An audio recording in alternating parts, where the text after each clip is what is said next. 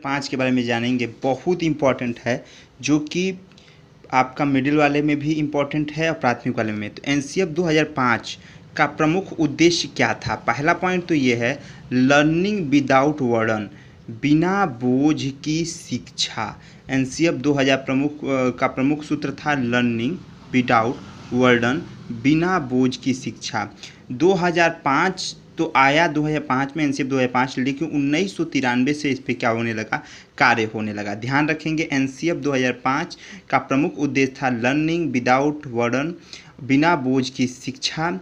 NCF 2005 पर work 1993 से ही होने लगा था, 1993 से होने लगा था। पहला पॉइंट खत्म।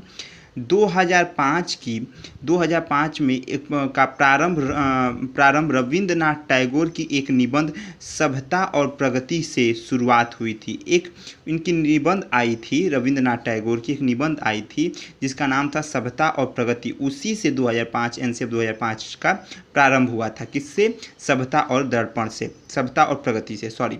और इसके जो प्रोफेसर थे यशपाल जी थे। यशपाल जी की अध्यक्षता में एनसीएफ 2005 को तैयार किया गया था। पहला पॉइंट, लर्निंग विदाउट वर्डन, बहुत टाइम ले के इसको ध्यान देना है। लर्निंग विदाउट वर्डन, बिना बोझ की शिक्षा। शुरुआत हुई थी सभ्यता और प्रगति से, रविंद्रनाथ टैगोर से शुरुआत हुई थी और इसके अध्यक्ष कौन थे? यशपाल थे।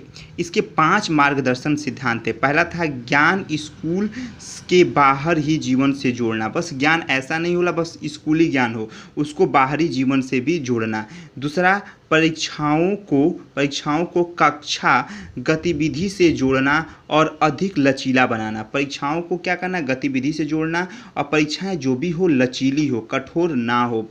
पढ़ाई को रटन प्रणाली से मुक्त करना या ख़त्म करना। ध्यान रखना, पढ़ाई जो है रटन प्रणाली है उसको क्या कर देना? एकदम ख़त्म करना। पाठ चर्चा पुस्तक केंद्रित ना रहे, बाल केंद्रित हो जाए। पाठ चर्चा जो भी हो पुस्तक केंद्रित ना रहे। राष्ट्रीय महत्व के बिंदुओं को पाठ्यक्रम में शामिल करना। राष्ट्रीय महत्व के बिंदुओं को पाठ्यक्रम में क्या करना? शामिल करना। जो भी राष्ट्रीय महत्व है, राष्ट्र के महत्व के बारे में बताता है, राष्ट्र देश के बारे में जो बताता है, उस बिंदु को क्या करना? पाठ्यक्रम में शामिल करना। नेक्स्ट है शिक्षण सूत्रों का अधिकतम प्रयोग करना, जैसे ज्ञात से अज्ञात, मूर्त से अमूर्त, ये सब चीज़ों का प्रयोग करना। एनसीएफ 2005 का सुझाव था कि शिक्षण सूत्रों का क्या करना? अधिक से अधिक प्रयोग करना।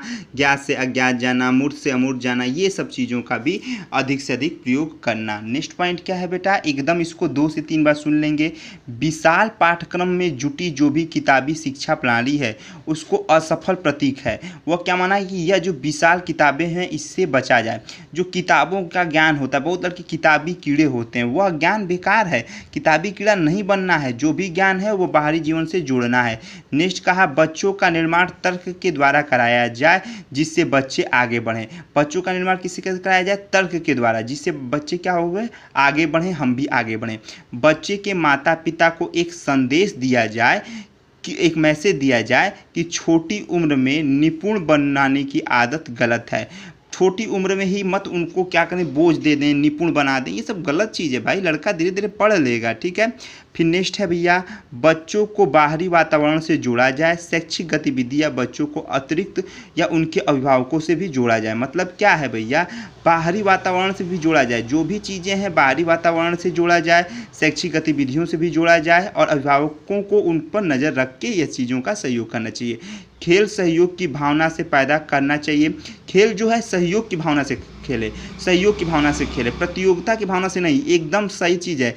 कोई भी खेल खेल रहे हैं तो बस ये मत सोचिए कि आप रिकॉर्ड बना दें या आप बस जीत के लिए खेलें। नहीं, सहयोग की भावना से खेलें, मज़ा लेके खेलें। ऐसा नहीं कि बस रिकॉर्ड बनाने के लिए। बच्चों को मातृभाषा में शिक्षण कार्य किया जाए। बच्चों को किस सिखाया जाए? मातृभाषा में सिखाया जाए। किसमें? मातृभाषा में।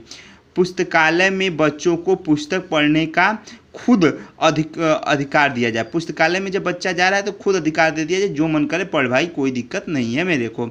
नेक्स्ट है, लास्ट है, बच्चों के अनुभव और स्वर को प्राथमिकता देते हुए बाल केंद्रित शिक्षा प्रदान किया जाए। कौन सा शिक्षा देना चाहिए भैया? बाल केंद्रित शिक्षा प्रदान करना चाहिए।